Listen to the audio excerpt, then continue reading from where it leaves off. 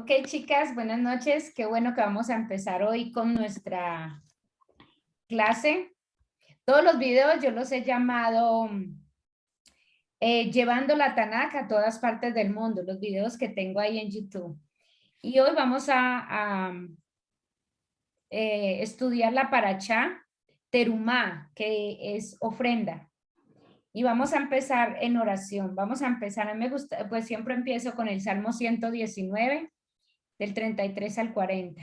Dice, enséñame, oh Yahweh, el camino de tus estatutos y los retendré hasta el fin. Dame entendimiento y guardaré tu Torá, la cumpliré de todo corazón. Hazme andar en la senda de tus mandamientos, porque en esto me deleito.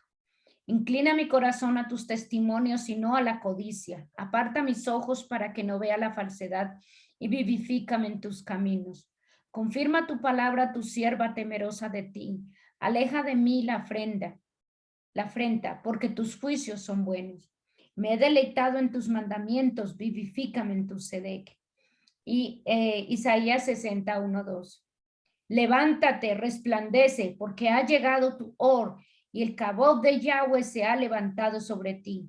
Pues he aquí que las tinieblas cubrirán Aretz, y densa oscuridad los pueblos, pero sobre ti se levantará Yahweh, y será visto su cabot sobre ti.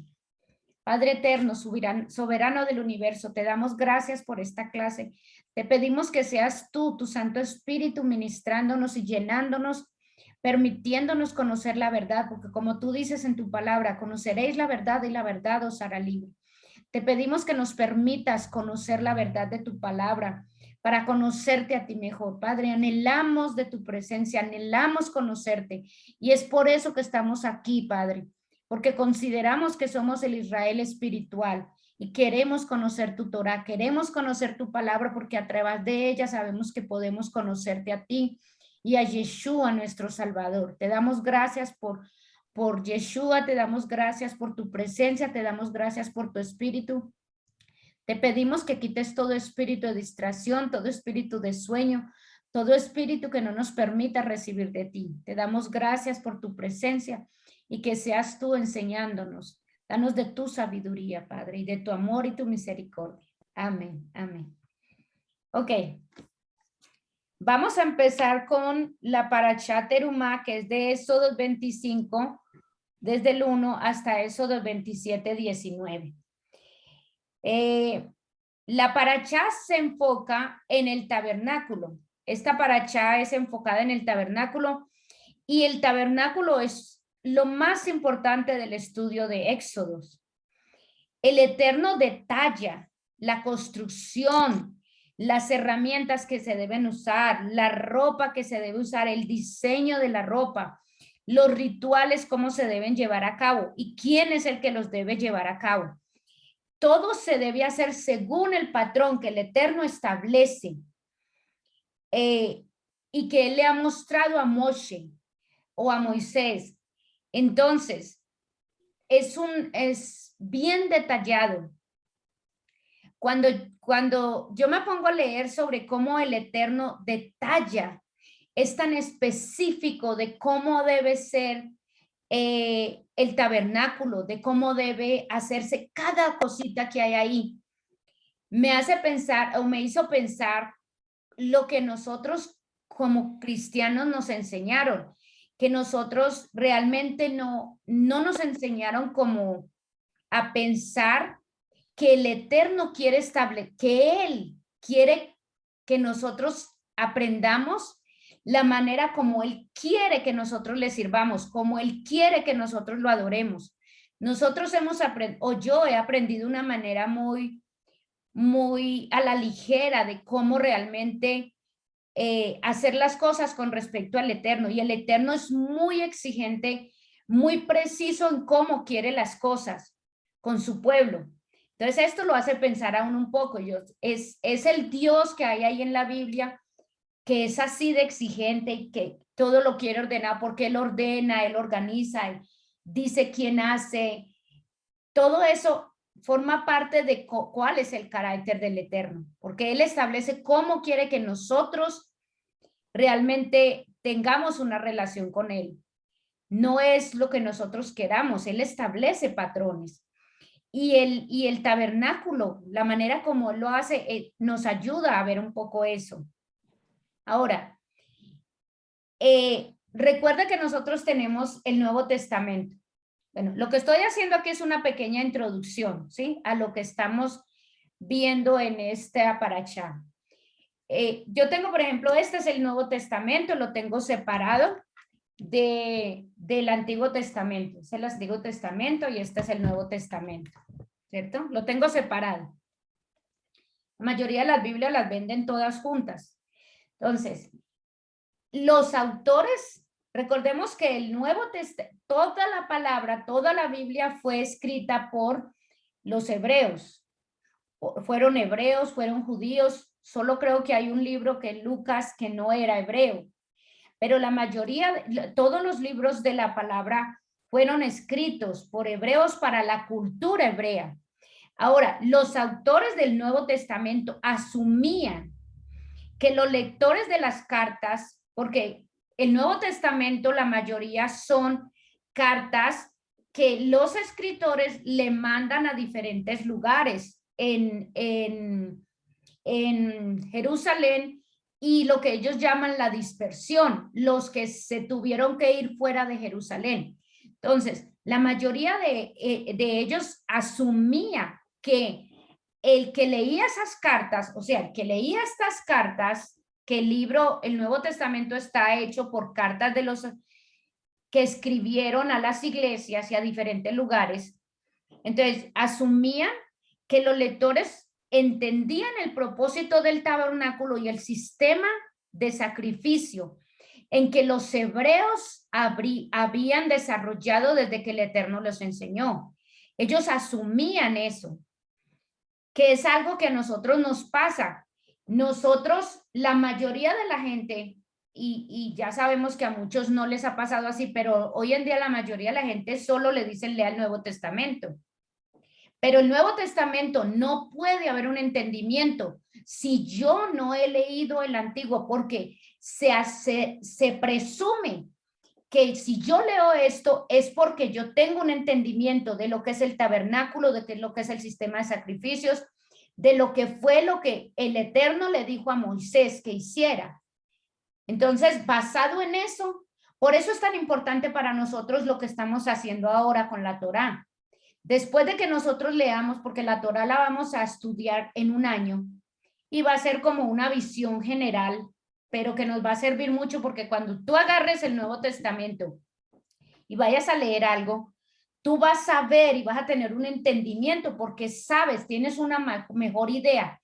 Y si no lo entiendes, tu perspectiva ya es diferente. Tú dices, bueno, pero yo recuerdo que en el Antiguo Testamento se supone que tiene que ir, nosotros estamos aprendiendo aquí, que tiene que ir del antiguo al nuevo y no al contrario del nuevo al antiguo, que eso es lo que nosotros estamos aprendiendo. Entonces, ¿qué necesitamos nosotros para poder entender y tener ese conocimiento base? Pues leer el Antiguo Testamento, que es donde estamos nosotros empezando con la Torá. Por eso la Torá es tan importante para nosotros los creyentes. Y cada vez que estamos en la clase nos damos cuenta que la importancia, por eso es que yo debo entender esto. Entonces, voy a ponerles, como les dije ahorita, que el tabernáculo es el tema central, básicamente más importante de Éxodos. Voy a ponerles un pequeño video que encontré en el internet que me pareció que resume, da una idea bien bonita, bien visual de esta paracha. Entonces, se las voy a poner. A ver, yo lo...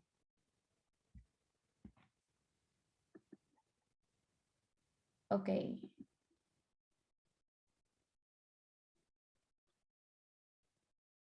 Estuviera aquí, ya debía haberla puesto ahí desde el principio, no la puse.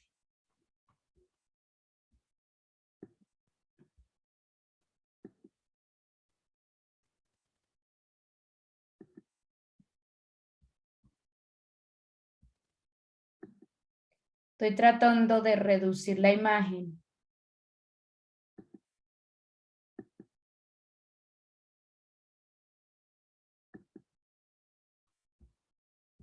No.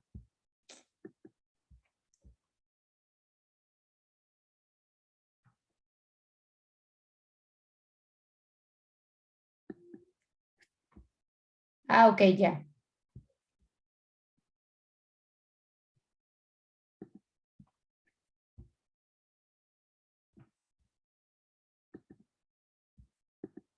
Ok, vamos a escuchar un momento, vamos a ver este video.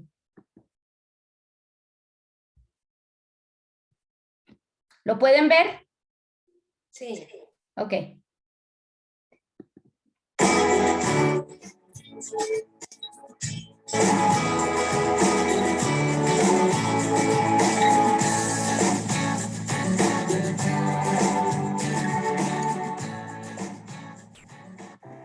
El tabernáculo es uno de los temas más sobresalientes en la historia del pueblo de Israel. Por lo tanto, los versículos que observemos están relacionados con el libro de Éxodo. El propósito de su construcción representaba que Dios estaba en medio de su pueblo escogido, aún más en este duro momento que Israel se encontraba en el desierto. En cuanto a la construcción, fue realizada a base de ofrendas voluntarias que cada persona del pueblo dio de corazón para el Señor. Lo interesante de notar aquí es que la ofrenda fue tan sobreabundante que tuvieron que pedir a la gente que dejara de ofrendar. Eso es importante. El diseño fue estrictamente elaborado por Dios, por lo cual el pueblo de Israel solamente tenía que seguir las instrucciones paso a paso. Los encargados directos de la obra y escogidos por Dios fueron Bezaleel y Aholiab. Algo muy curioso de su estructura es que era portátil y desarmable, por lo cual se podía armar y desarmar mientras el pueblo hacía su recorrido.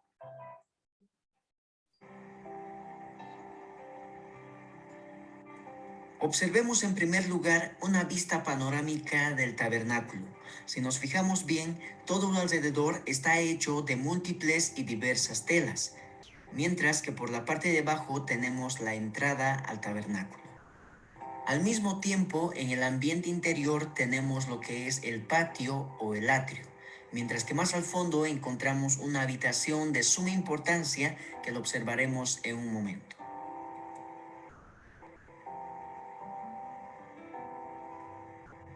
Ahora bien, vamos a analizar el tabernáculo desde un punto de vista superior o de plano.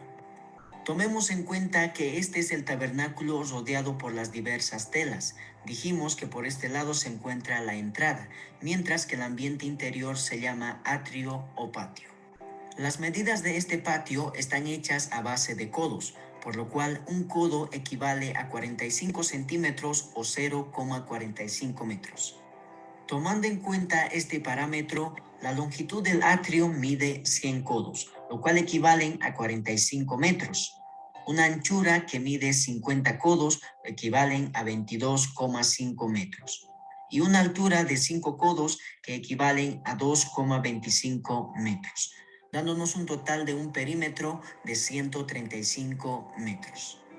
Al mismo tiempo tenemos la habitación del fondo, la cual está dividida en dos segmentos, denominadas de la siguiente manera: lugar santo y lugar santísimo.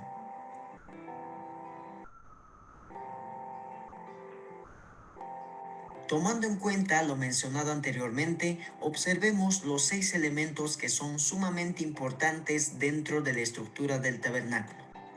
Tenemos la parte de alrededor del tabernáculo, por este lado la entrada y más al fondo la habitación en particular, que por el momento lo vamos a omitir porque en este momento nos vamos a concentrar en los dos elementos que se encuentran en el atrio o patio. El primer elemento que encontramos se ubica justo a la entrada del tabernáculo, la cual recibe el nombre de altar del holocausto o altar de bronce, en la cual se realizaban los diferentes sacrificios de animales. El segundo elemento del tabernáculo recibe el nombre de lavacro o fuente de bronce, la cual contenía agua para que los sacerdotes se lavasen después de ofrecer algún sacrificio.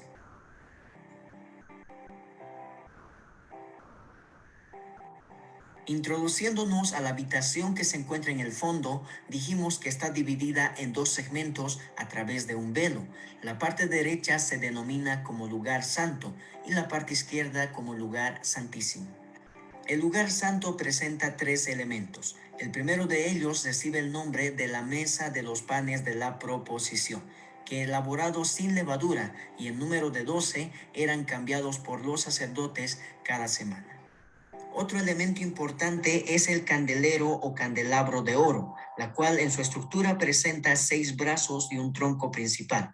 En la parte superior algunas velas, las cuales eran encendidas por los sacerdotes cada tarde. Al mismo tiempo tenemos el altar del incienso, que a diferencia de los demás, este es el único elemento que se encuentra justo al lado del lugar santísimo. Por último, tenemos el elemento más sagrado y más importante para el pueblo de Israel. Se ubicaba en el lugar santísimo y recibía el nombre del Arca del Pacto o Arca del Testimonio. Todo esto va de la mano con el día de la expiación, aquel famoso día que es el más importante para el pueblo de Israel, mencionado en Levítico capítulo 16, la cual consistía en que una vez al año solamente el sumo sacerdote podía entrar al lugar santísimo para ofrecer la sangre de un cordero sin mancha sobre el propiciatorio, lo cual se encontraba por encima del arca del pacto. Mire, cada uno de estos elementos del tabernáculo, vamos a ir viendo el significado tan importante que tiene para nosotros hoy en día. Pero eso es una idea en general de lo que de hecho Éxodos desde el 25 en adelante empieza a hablar, porque básicamente los casi 50 capítulos que nosotros vamos a ver, muchos de aquí en adelante, tiene que ver es con todo lo del tabernáculo.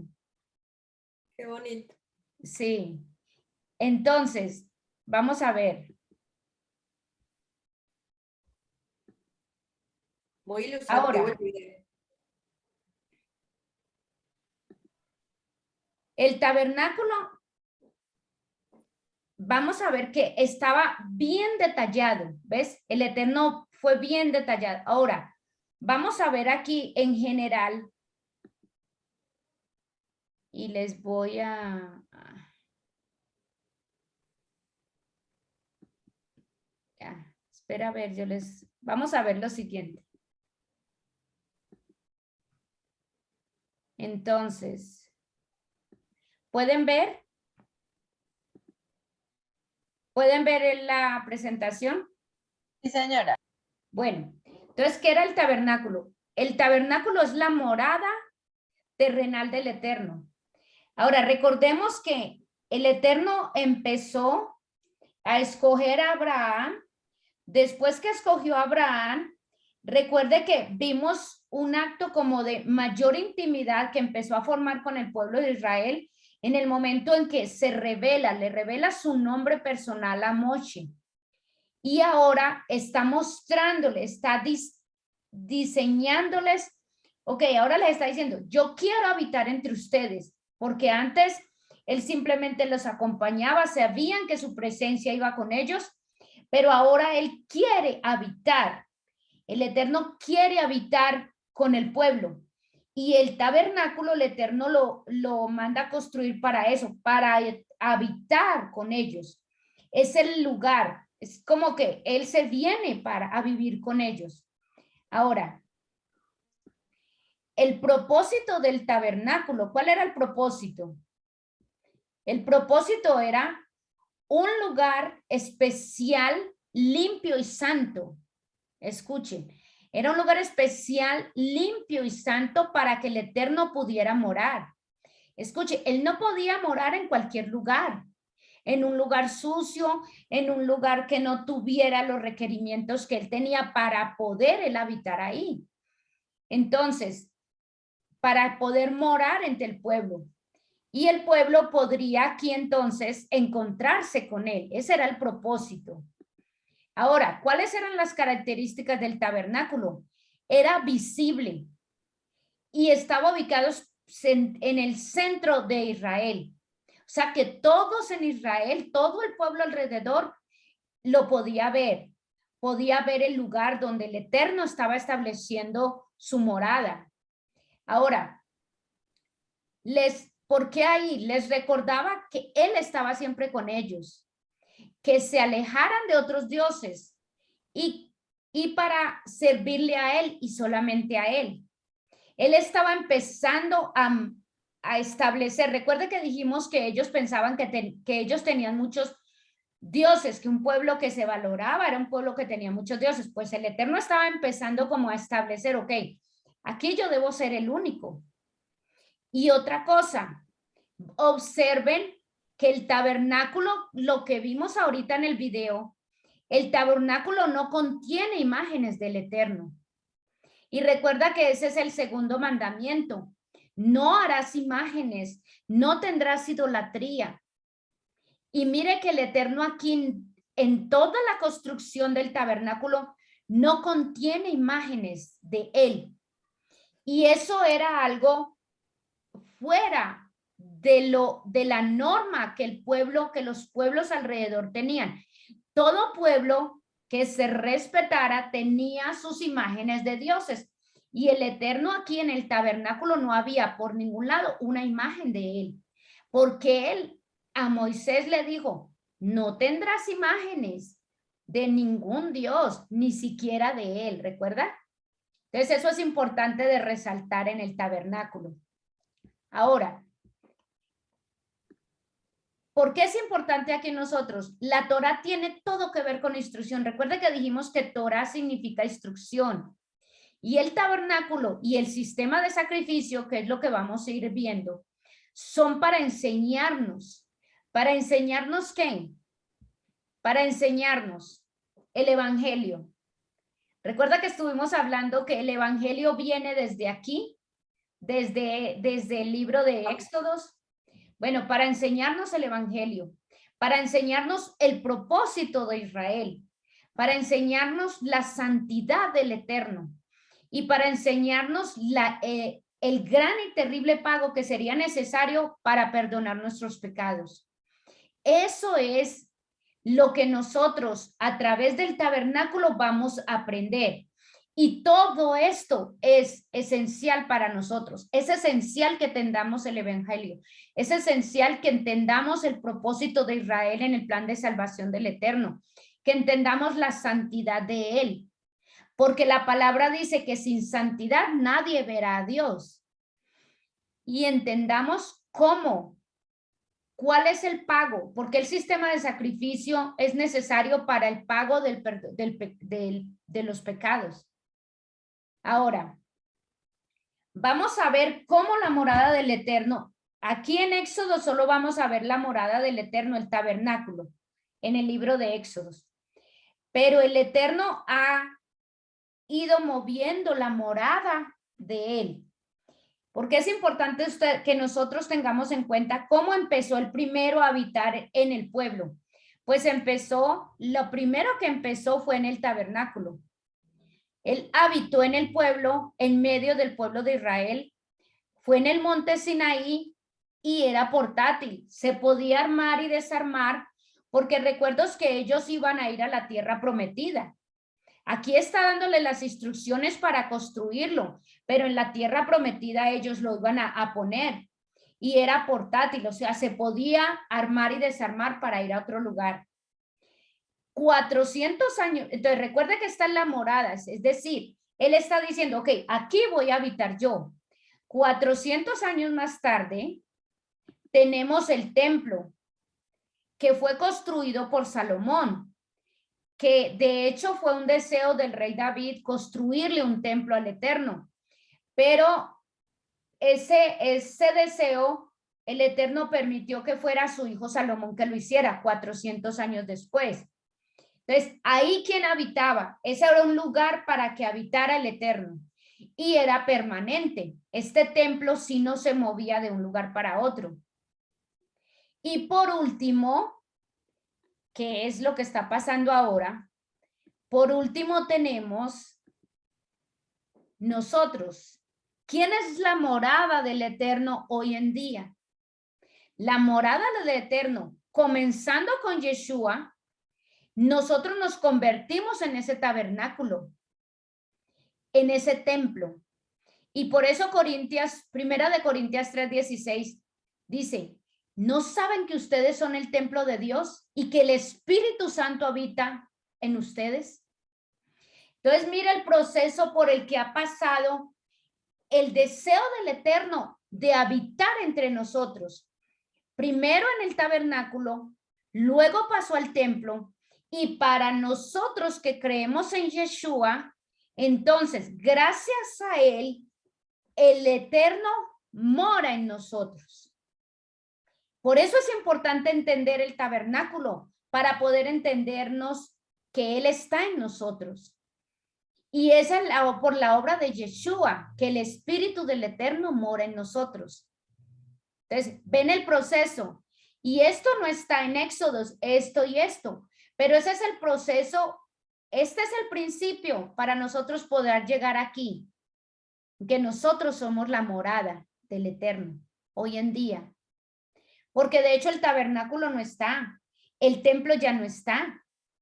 No en Israel, no en ningún lado. Es en nosotros. Esto es bien importante para nosotros entenderlo y lo vamos a ir viendo poco a poco. Ahora, vamos a ver que esta parashá se llama la parashá Terumá, ¿cierto? Ahora, la parashá Terumá empezaba con Éxodo 25:1 y yo la escribí aquí, dice: y habló Yahweh a Moshe diciendo: di a los hijos de Israel que aparten para mí una ofrenda. De cada varón que la dé, de corazón tomarás la ofrenda. Entonces, la ofrenda era ¿para qué? Recuerde que para construir el tabernáculo. Ahora, piensen en esto. Israel estaba en el desierto. Ellos habían salido de Egipto. ¿De dónde salía todo ese oro que él les decía que podrían traer? Porque podrían traer para la construcción del tabernáculo el oro y todo lo que tenían. Pues recuerda que ellos salieron, que el Eterno les dio favor con el pueblo de Egipto para que les dieran, ellos salieron llenos de joyas, salieron llenos de cosas que los egipcios le dieron a ellos. Y eso era lo que el Eterno les estaba diciendo que podían dar como ofrenda voluntaria. El terumá es lo que se llama la ofrenda y es una ofrenda voluntaria. Ahora, esto es importante ver aquí que es nosotros en el ambiente en que nosotros aprendimos, en el ambiente cristiano, hablamos mucho del diezmo, de la ofrenda que hay que darle a la iglesia, que hay que darle. Entonces, realmente dice que es la necesidad, ¿sí? Porque el Eterno dice, bueno, se necesita construir el tabernáculo, la necesidad ha sido establecida y luego la persona debe dar de corazón. Que esto es una cosa que tengamos en cuenta. Recuerde que siempre una de las tendencias que se tiene es a decir que los hebreos todo lo hacen por obediencia y nada más. Pero mira que aquí el Eterno está diciendo que la terumá es una ofrenda voluntaria dada por el corazón. Ahora, nosotros hemos aprendido, o los que hemos estado en el ambiente cristiano, hemos aprendido sobre el diezmo y sobre dar. Ahora, mire lo que está pasando. Dice, el principio del Eterno acerca de dar está establecido aquí. Por eso es tan importante venir aquí, porque nosotros no podemos ver. De hecho, en el Nuevo Testamento no hay nada que diga que nosotros tenemos que dar un diezmo. Pero el principio de dar el Eterno lo establece aquí. Y dice, es un deseo voluntario de dar. Damos por una causa común en el corazón gozoso voluntariamente. Damos por gratitud, por lo que Él ha hecho por nosotros, o nosotros no debemos de dar en absoluto. Mire, la ofrenda es voluntaria. ¿Por qué voy a hacer énfasis en esto? Porque hay varias cosas graves que pasan hoy en día respecto al diezmo y respecto a la ofrenda. Yo he escuchado, y mi mamá es una de las que pues no le gusta nada de lo de religión y todo eso. Y ella me cuenta muchos casos y experiencias que ha escuchado respecto a cómo la gente en la iglesia pide dinero. Y en estos días, por ejemplo, me contaba que ella vio como una compañera que su hijo quería pasar la frontera y ella tenía algún dinerito y ella fue a la iglesia y en la iglesia le dijeron que había una necesidad allá de un jardín, de mejorar la iglesia y que si ellos ofrendaban, que Dios les iba a cumplir sus peticiones. Y la señora, el único dinerito que tenía fue y lo dio. Que porque a su hijo sí daba y lo dio y ella fue y dijo, doy este dinero es porque espero que mi hijo pueda pasar la frontera y venga conmigo. Y eso nunca pasó. También me han contado historias de gente que que va y dice, no, yo tengo un dinerito para comprar una casa, pero le dicen en la iglesia que dé el dinero. Y bueno, son historias sobre todo cómo se maneja el diezmo. Ahora, yo les voy a decir, desde que mi esposo y yo empezamos a ir a una iglesia, nosotros siempre sentimos el deseo de dar. Siempre fue para nosotros, queremos dar. En general siempre fue así. ¿Por qué nosotros pensamos que había que dar, digamos, a la iglesia? Mire, si yo voy a una iglesia, yo veo, la iglesia tiene que pagar servicios, la iglesia tiene que pagar la luz, la iglesia paga el agua, la iglesia, hay gente trabajando ahí, hay que pagar el mantenimiento del lugar. Entonces, es de sentido común para mí que si ese lugar me está prestando un servicio a mí, porque me están queriendo enseñar la palabra, porque están poniendo gente a disposición para que nosotros podamos compartir y aprender de la palabra. Es de sentido común para mí dar, porque ese lugar me está ofreciendo y me está dando algo, entonces yo simplemente sé que debo dar. Entonces es de corazón que yo lo voy a dar. Pero han pasado muchas cosas en las que usted va y llega un predicador nuevo y piden ofrendas y dice que tiene que ser $1,000, que empiezan con $1,000, empiezan a jugar con la ofrenda. Entonces, yo hago mucho énfasis aquí. El principio del Eterno acerca de dar está establecido aquí. ¿Qué quiere decir? Primero, la ofrenda es voluntaria. Es decir, tú vas a dar, tú le das a una persona que tú sabes que lo necesita o crees que lo necesita. Tú das a una iglesia porque tú ves una necesidad, la necesidad está establecida, entonces tú das, ¿sí? Pero debe ser voluntaria. La ofrenda no debe ser un sacrificio. Sí, como que voy a sacrificar todo lo que tengo y lo voy a dar. No debe ser un sacrificio. Otra cosa, no hay castigo por no dar. No pasa nada si tú no das. Desafortunadamente eso es algo que también en algunos lugares han enseñado. Han enseñado que tú vas a recibir un castigo porque tú no aportas, porque tú no hay un castigo por no dar. Y mire lo que dice, es voluntaria. Dice, nosotros damos con el corazón o no damos en absoluto. Si nosotros no queremos dar, si pensamos, no damos en absoluto. Entonces, no pasa nada si nosotros no damos. No vamos a recibir un castigo, nada pasa si no damos. Por eso es bien importante que este versículo lo tengamos nosotros bien en cuenta.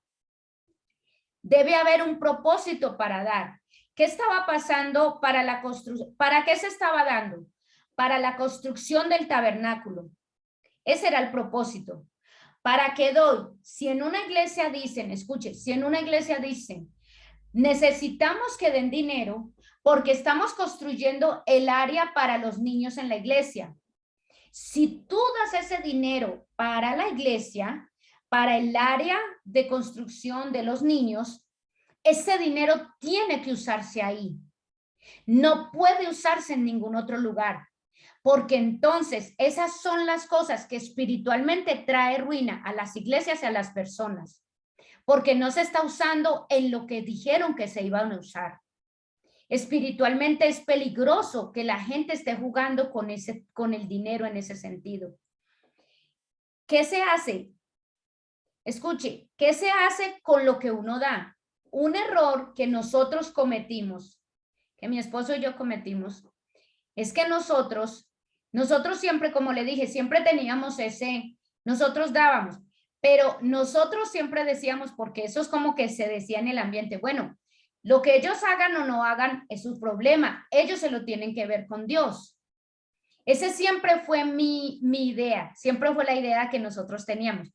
Bueno, nosotros damos, ellos verán si la usan bien o mal. Ellos, es su responsabilidad entre ellos y Dios, pero eso no es así.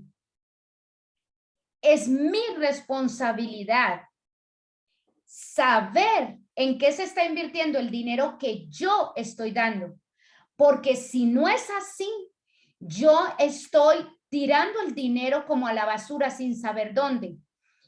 Y entonces eso trae ruina. Espiritualmente eso me trae ruina a mí. Escuche, eso me trae ruina a mí. Yo dar sin yo realmente ver qué se está haciendo con el dinero. Eso es peligroso. Y por eso nosotros tenemos problemas y uno tiene problemas en las finanzas porque uno no está siendo responsable. Es mi responsabilidad saber a dónde se fue el dinero. Y si a mí me dice, si yo estoy en un lugar, por ejemplo, alguien tuvo una necesidad, ¿sí? Y yo dije, bueno, esta persona me está pidiendo, digamos, un computador. Esta persona tiene una necesidad de un computador y lo está diciendo, necesitamos un computador. Bueno, tú le das el dinero bueno, te voy a dar para que compres el computador porque tienes esa necesidad. Y resulta que la persona se gastó el dinero que yo le di para el computador en otra cosa. Esa persona que recibió el dinero que dijo que era para el computador y lo usó para otra cosa, esa persona está trayendo ruina a su vida.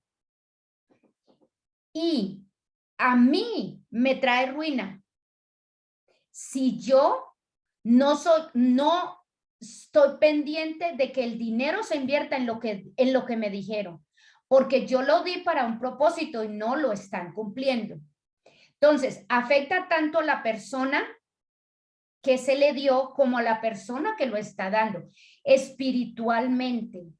Por eso es tan importante nosotros, cuando damos dinero, saber específicamente si yo lo estoy dando porque simplemente veo una necesidad y lo doy, pero si a mí me están pidiendo, yo tengo que saber que ese dinero se está invirtiendo en lo que dijeron. Recuerdan que ahí cuando estábamos viendo el video decía que empezaron a dar y a dar y a dar y llegó un momento en que no necesitaban. Entonces dijeron, no, tuvieron que parar el dar. ¿Por qué? Porque dijeron, no, se estaba recogiendo para la construcción del tabernáculo, ya terminamos el tabernáculo, están dando demasiado, paren de dar. En muchos lugares eso no pasa, en muchas iglesias eso no pasa. ¿Qué está pasando? Eso trae ruina a esos lugares, porque si una iglesia necesita $20,000 para hacer un trabajo y la congregación está dando dinero y se consiguieron los $20,000, pero se consiguieron $25,000 y $30,000, la iglesia debe devolver, escuche, la iglesia debe devolver esos $20,000 a la congregación o explicarle a la congregación, sobraron estos $20,000, estos $10,000 porque eran 20,000 lo que necesitaba, ya se gastó. Ahora, ¿qué deciden ustedes hacer con esto? Ese tipo de cosas, si eso no se hace, todo ese tipo de cosas trae ruina a la iglesia porque está habiendo mal manejo del dinero.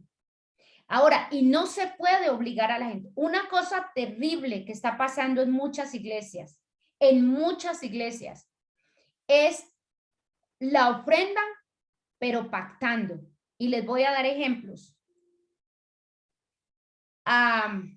Tú vas a la iglesia, tú no tienes trabajo, y tú vas a la iglesia y te dicen, bueno, Si tú tienes necesidad de un trabajo, vengan, den a la iglesia y vamos a orar por su trabajo. Vengan, den ofrenda, den algo que tengan y nosotros vamos a orar para que usted tenga un trabajo.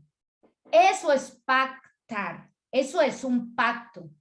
Eso es hacer un pacto. Tú estás dando a la iglesia para que ellos cumplan con algo que tú estás esperando. Ellos están prometiendo que si tú das un dinero te van a dar trabajo.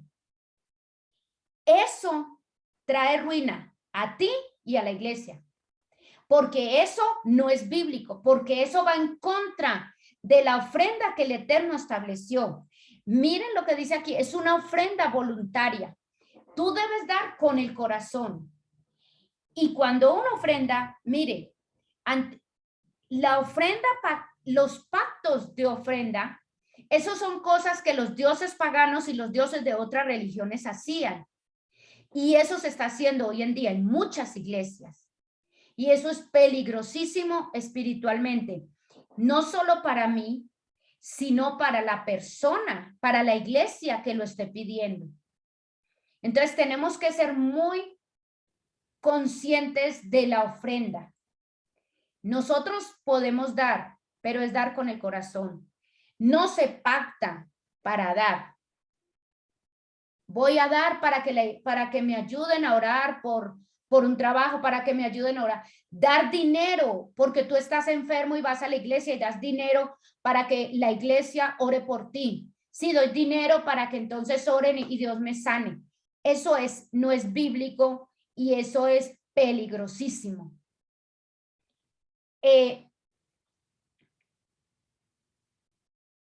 No hay castigo por no dar. Si tú no quieres dar, si tú sientes que no tienes, no das. Simple y sencillamente. Y cuando tú des, no des a la ligera. No des, voy a dar allí, voy a dar. Debe haber un propósito cuando tú des. Y si alguien te pidió para algo, tú tienes que revisar que esa persona recibió y invirtió en lo que te dijo a ti. Y si no, tú no puedes seguir dando. Porque eso te trae ruina a ti. Porque a ti el Eterno te ha bendecido y te ha dado dinero y tú tienes que ser un administrador correcto de lo que el Eterno te ha dado a ti. Y si tú estás dando el dinero hacia la loca, te trae ruina financiera. Es muy peligroso. Y por eso aquí tengan en cuenta este versículo. Tengan en cuenta, porque este es el principio que el Eterno estableció para dar nosotros. Eso me pareció muy importante, ese primer versículo. Ahora, voy a cerrar esta parte. Voy a cerrar ya esta parte.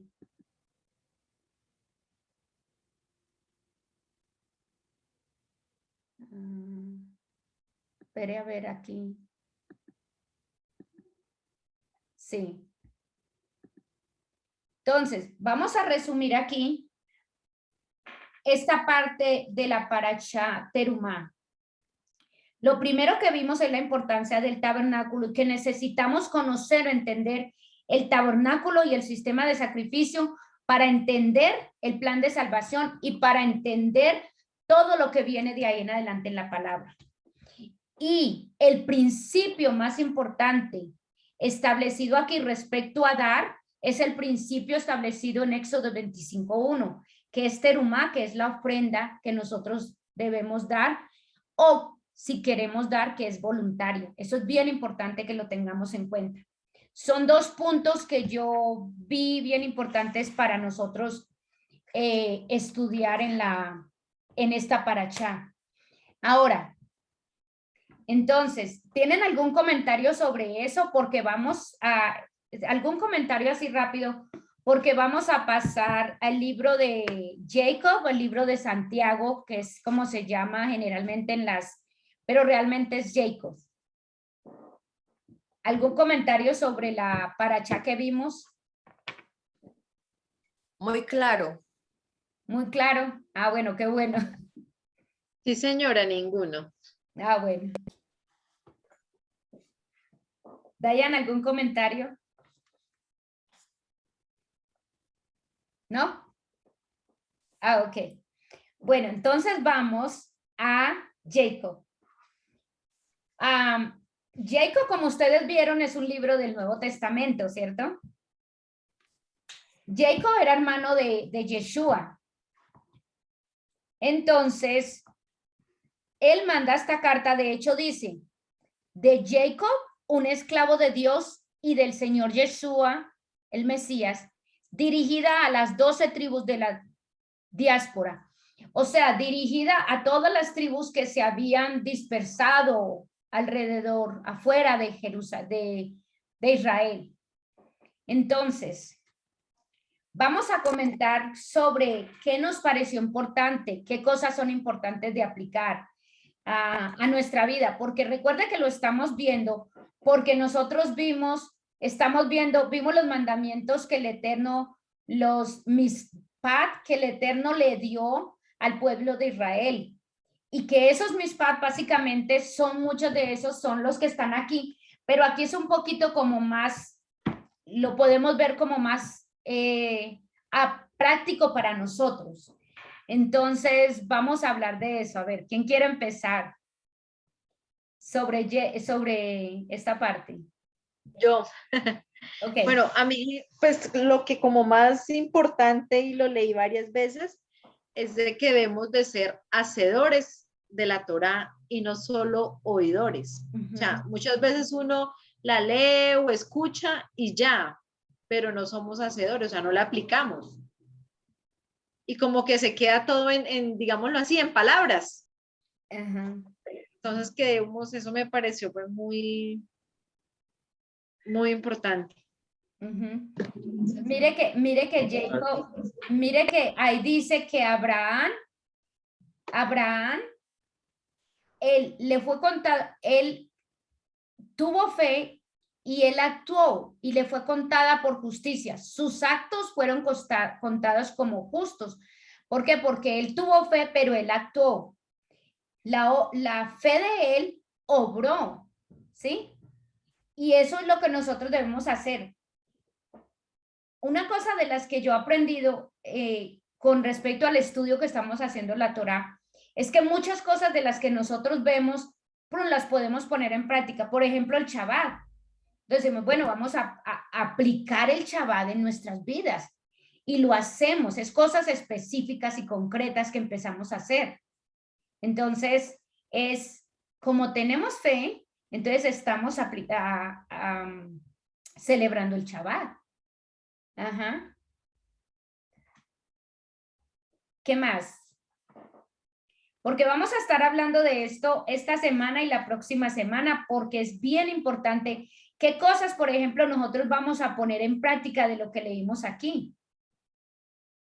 Pues algo, ¿puedo decir? Sí, claro. Muy delicado, me parece que de todo fue el capítulo 3, donde habla de la lengua. ¡Oh, qué fuerte! Ajá. Como dijo Yuri, 1, 2, 3 veces, pero en el fondo me parece muy, muy delicado lo que se habla, lo que se dice. Sí. O sea, hasta ahora, ya yo todavía conociendo el Eterno, todavía la embarro con comentarios y cositas que no deben, pero la lengua es engañosa y la lengua es tan peligrosa que eso puede matar a gente, eso se oye en todas partes. No hay una persona que no seamos limpios de eso. Cualquier comentario desagradable, cualquier cosa, es que la lengua es muy poderosa, sí, para engañar o para envidiar. Desde cuando las cosas salen de aquí, pues pensarlo es una cosa, pero ya hablarlo. Y nosotros hablamos mucho. Y yo por lo menos sí tengo ese pequeño detalle. De eso le estoy pidiendo al Eterno, que me ayude a controlar la lengua. Pero no en el sentido. Sí, pero por lo menos no en el sentido de destrozar a la gente, ¿no? De decirle, de insultarla. Que eso es otra cosa, ¿no? Es que yo hablo un poco de más, que es pues que tampoco está bien, claro. Y cuando uno habla de más, a veces uno no piensa de decirlo. Y en esas, desde que conocí al Eterno, en esas estoy, y me está ayudando a controlar esa parte. Y cuando uno habla de más, hay algo cuando yo estoy hablando, hay algo en la mente, como que me dice, Gloria, ya está bien. Sí, como que sé prudente. Entonces yo me aprieto un poco, pum. Y así, me pasó hace tiempo, algo así, estaba como que hablando de mucho. Y con una amiga con la familiar de Martín, y que vino acá a Houston. Entonces estaba hablando con otra amiga y yo me metí, o sea, las amigas eran ellas, yo no, pero yo necesitaba sacar. Y empecé por hablar de más. Y no me pregunten cómo, porque yo le había dicho al Eterno, voy a estar con 2 chicas. Se supone que son ellas las que conocen, yo no tengo que dar, yo solamente estoy en una compañía. Y algo, cuando yo empecé a hablar como de más, que ellas estaban haciendo comentarios, pero bueno, yo me metí. Y algo en el cerebro me dijo, cállese, ya es suficiente. Y yo adentro, imagínense, me dijo, cállese que ya es suficiente. Y yo por dentro me sentí más avergonzado. Ellos no se enteraron de nada, pero mi cabeza por dentro, porque yo le había dicho al Eterno, ayúdame si me paso. Aunque no dije nada, pues nada fuera de lo normal, pero cállese. Ahí me dijo, cállese, ya es suficiente. Y yo, madre mía, me dio una vergüenza. Ellos no se enteraron. Pero a raíz de eso, vea, pum, cositas así. Pero la lengua es muy delicada, o sea, hasta es malo, es pecado lo que yo hago, pero la mayoría de la gente se pasa con la lengua, con comentarios de los vecinos. Eso me parece tan, y eso es muy profundo, o sea, mucho que decir de eso. Eso me parece muy delicado, pero ya cada uno en su conciencia de... Sí, yo escuché a alguien y yo no sé qué tan cierto decía, que nosotros tenemos cierta cantidad de palabras dadas para hablar durante el día y que cuando tú te pasas de esas palabras, tú ya estás cayendo en pecado, cuando tú te pasas de esas palabras. Entonces yo aprendí siempre como que, yo siempre como que he tenido en mi mente que entre menos hable, menos cosas tengo de a qué arrepentirme en la noche. Sí, porque pues si no hablo mucho, pues he pecado menos, porque muchas veces es a través de la boca que nosotros pecamos. Y mire que en Jacob él dice, porque las personas han domado y continúan domando a toda clase de animales, los pájaros, los reptiles, criaturas del mar, pero a la lengua nadie la puede domar, porque es una cosa inestable y malvada. Oiga, malvada, llena de un veneno que produce la muerte. Con ella bendecimos a Adonai, el Padre, y con ella maldecimos a las personas que fueron creadas en la imagen de Dios. De la misma boca proceden la bendición y la maldición. Hermanos, no es justo que las cosas sean de esta manera. No puede salir de un arroyo agua dulce y agua amarga. ¿Sí? No puede salir de mí bendición y maldición. ¿Pero por qué? Porque nosotros no aprendemos a controlar la boca. Una manera que podemos, una manera que yo aprendí a controlar es muchas veces estar en la presencia del Eterno en silencio. Cuando tú estás en la presencia del Eterno en silencio, 10 minutos, 15 minutos, usted va a ver, uno empieza a sentir la inquietud, uno empieza y uno empieza a darse cuenta que los pensamientos de uno no paran y uno es así y la mente y uno como que no, uno se da cuenta que uno no es capaz de estar callado, que uno no es capaz de estar, de hecho la palabra dice, be still, estad quietos y conoced que yo soy Dios, dice así la palabra, es decir, que aprende a estar quieto, bueno, tiene varios entendimientos, pero uno de esos es que aprende a estar quieto en su presencia, porque cuando tú aprendes a estar quieto en su presencia y en silencio, tú empiezas a poder experimentar más su presencia. Pero a nosotros nos cuesta, porque tenemos la necesidad como de hablar y hablar y hablar. ¿Sí? Entonces eso es como también apenas escuché esto el otro día, pero en Mateo 17, cuando Pedro miró a Jesucristo, ¿verdad? Y cuando miró la cara de Jesucristo, ¿verdad? Y después miró a Jacob, ¿dónde está? A Moses y a Elijah, ¿verdad? Y dijo, vamos a hacerles un templo a ellos, ¿verdad? Y está hable porque pues está todo gustoso y todo, ¿verdad? Y Dios, la voz de Dios le dijo, cállate la boca y escucha a Jesucristo, ¿verdad? Ay, qué Así, gloria. como te dijo a ti, ¿verdad? Ay, sí, sí. Pero así debemos de ser nosotros, para escuchar a Jesucristo tenemos que estar callados, ¿verdad? Y no es fácil, no es fácil, pero sí las palabras matan. Como hoy la secretaria de la iglesia donde yo fui de voluntaria ahora, dice, ¿quién sabe qué dijo? Dijo, ay, eso me mata a mí. Y yo estoy pensando, ¿qué es lo que estás diciendo, verdad? Pero cosas así que no sabemos lo que estamos, no ponemos cuidado lo que estamos diciendo, ¿verdad?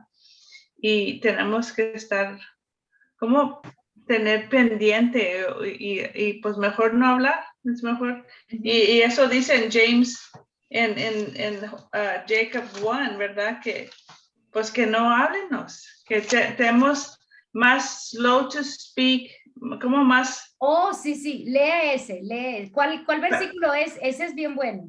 En 1, it's James 1. Juan, Pero no lo puedo leer en español, solo léelo sí, pero tú. ¿qué versículo? Es 1:19. Ok, así, sí, dice. Por lo tanto, mis queridos hermanos, oiga, queridos hermanos, mis queridos hermanos, Y hermanas, dice aquí conmigo. hermanos, que toda persona, escuche, sea pronta para oír, Tardo para hablar.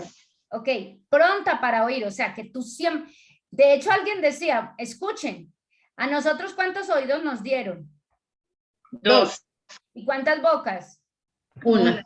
Bueno, entonces es que debemos escuchar el doble de lo que hablamos.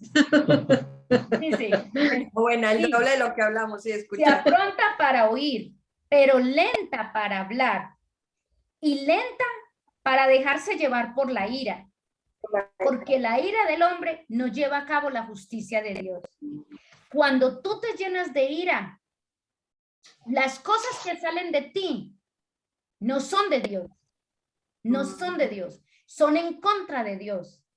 Por eso uno tiene que, cuando uno tiene ira, yo he aprendido o enseñan por ahí, que tú respiras y cuentas 3, y cuentas 10, y cuentas 100 hasta que te tranquilices. Porque si tú hablas, sí, lo que tú hablas es veneno que sale de ahí para dañar a otro. Eso es peligrosísimo. Y pues y sabemos que las mujeres hablan mucho más que el hombre, ¿verdad? Muchos más, sí, sí. Sí. Bueno, pero yo resumiría esto dándole un consejo porque para mí ha sido muy efectivo. Yo medito en el Eterno. Sí, entonces, eso es como matar varios pájaros de un solo tiro. Medito de tal manera que cuando uno hace una respiración profunda, inhala y exhala, eso lo hacen hasta los astronautas, lo hacen los astronautas para oxigenar el cerebro. Los hacen hasta los grandes líderes, eso de respiraciones profundas. Pero nosotros lo hacemos, pues se le llama meditación, pero meditar en el Eterno. Las respiraciones, y fuera de eso, baja la actividad cerebral y poder hacer la meditación.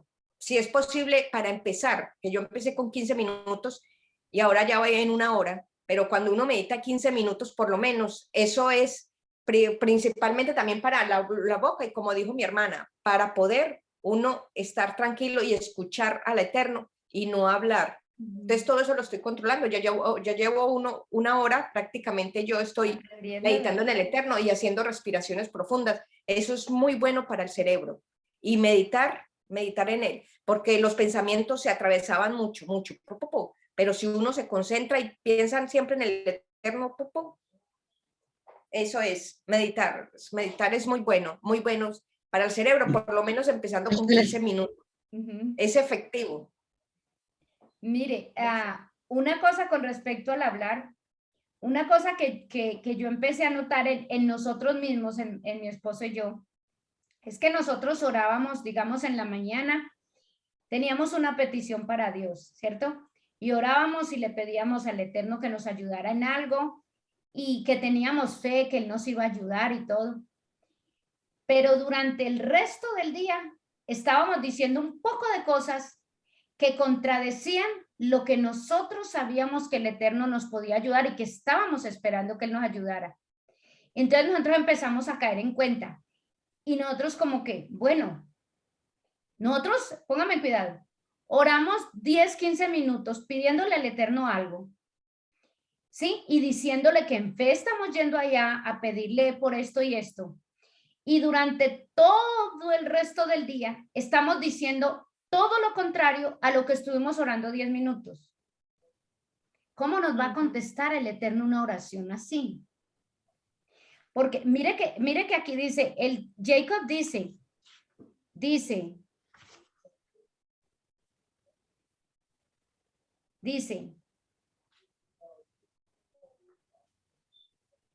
en el versículo 4 dice, ¿qué es lo que está causando todas las peleas y luchas entre nosotros?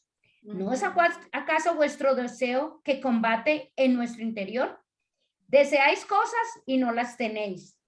Matáis, estáis celosos y aún no las podéis conseguir. Así que peleáis y lucháis. El motivo por el que no tenéis es que no oráis. ¿Ok? Muchas veces no tenemos porque no oramos. O oráis y no recibís, debido a que oráis por el motivo equivocado, el de satisfacer vuestros propios deseos. Aquí ella está hablando, cuando estamos orando, ¿realmente es una necesidad que el Eterno que tenemos? ¿O estamos orando simplemente por nuestro ego? Oro porque necesito un carro, oro porque quiero un carro último modelo, ¿sí? ¿Cuál es la necesidad? ¿Por qué realmente estoy orando? ¿Ves? Todo esto tiene que ver con nuestra boca. Todo aquí enfatiza y Gloria enfatizó en eso. Las dos cosas que enfatizaron. Gloria enfatizó en la boca. Yuri enfatizó en la fe por las obras, ¿sí? Son dos cosas bien importantes que este libro hace énfasis. Ajá. Diana, ¿algo más? No, pues sí, también es como vivir recto, ¿verdad? Ajá. Sí, es porque necesitamos nuestra fe, ¿verdad? Pero tenemos que hacer esa acción, ¿verdad? Sí. Ajá. Porque si no estamos poniéndole pies a la fe, pues no, si vamos a orar, como dices tú, pero no estamos haciendo nada, pues, ¿cómo? Y también es esa vivir recta, ¿verdad? Con nuestra boca y cosas así, ¿verdad? Ahora, ¿cuál de entonces? Pensemos un poco. ¿Qué de lo que leímos podríamos nosotros decir, bueno, esta semana voy a ponerle cuidado a esto para hacerlo, de lo que la palabra aquí nos está enseñando? ¿Qué podríamos escoger, digamos? Vamos a escoger algo que nos sirva para practicar esta semana nosotros. No, pues la lengua, tenerla quieta. Mordernola. Eso está bueno, sí. No, O sea, y yo diría las acciones, porque, bueno, un ejemplo cortico. Hace tiempo conocí una pareja colombiana que eso me quedó muy grabado, que eran católicos, y él iba mucho a la iglesia, y muy serio, y no, con mucha seriedad y bien organizado, y siempre. Entonces, eran muy conocidos míos, y cuando iba yo a la casa de ellos, ahí sí me sorprendí, decepción, que, o sea, te hablaba muy bonito y decía, vea, con Dios hay que hacer esto, hay que orar, hay que cumplir, ¿no? Hay que ser serios, hay que respetar a la gente, todo eso lo decía. Nunca olvido eso, esa imagen. Y después me iba yo a quedar a la casa de ellos y maltrataba a la mujer, impresionante, y yo me quedaba asustada. Sí. Entonces, claro, uno hace hace, dice y hace. O sea, que las dos, que sean las dos cosas equilibradas. Sí. Decir y hacer. O pensar acciones y hacer las acciones buenas. Pero claro, entonces eso me quedó mucho y yo, wow, yo vi esa actitud tan, o sea, con esa seriedad y cualquiera diría, uy, es un hijo de Dios, con esa seriedad. Y cuando llegaba a la casa, impresionantemente mal. Sí. Bueno, entonces... Para mí también la acción, a mí me pasó ayer, ¿verdad? Yo había estado pensando de una amiga que ya tengo mucho tiempo que no hablaba, pero éramos muy pegadas porque la conozco por muchos años, es americana ella, y decíamos que éramos como hermanas, ¿verdad? Pero ella todo el tiempo decía que era cristiana, pero ella todo criticaba, a todo, a la gente y todo, ¿verdad? Y yo como soy, yo la corregía, ¿verdad? Porque yo decía, ¿cómo vas a criticar tú? Porque yo conocía cómo era ella, ¿verdad? Era en su casa muy sucia, como dices tú, Gloria, y hablaba, pero no era. Bueno, y yo había estado pensando de ella, y ayer fui a la tienda y de lejos, pues miré a una persona y dije, ¿esa es Catherine o no? Y cuando llegué aquí a la casa, oí el Espíritu Santo que me dijo, ustedes dejaron que el enemigo las apartara, ¿verdad? Y que vino y les apartó esa relación. Y yo me hice la sorda, ¿verdad? Me quise ser la sorda, pero el Espíritu no me dejó, ¿verdad? Y me dijo, tú no eres perfecta y ni Catherine es perfecta. Dijo, pero Catherine no es perfecta y tú tampoco, ¿verdad? Que éramos... Y hizo como el Espíritu me dijo, llámale, ¿verdad?